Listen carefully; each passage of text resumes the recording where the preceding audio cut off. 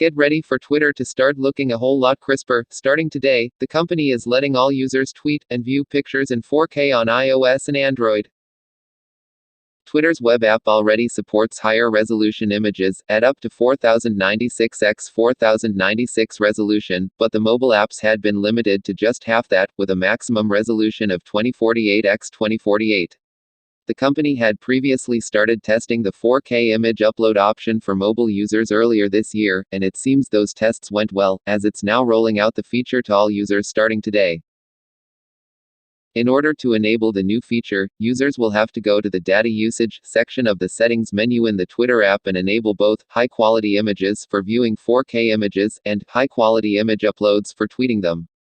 Users can select whether they'd like the higher resolution images to be enabled for both cellular and Wi-Fi, just Wi-Fi, or disabled entirely, similar options to how Twitter handles higher resolution or auto-playing video.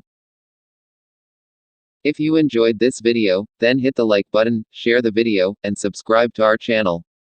And don't forget to hit the bell icon. Thanks for watching.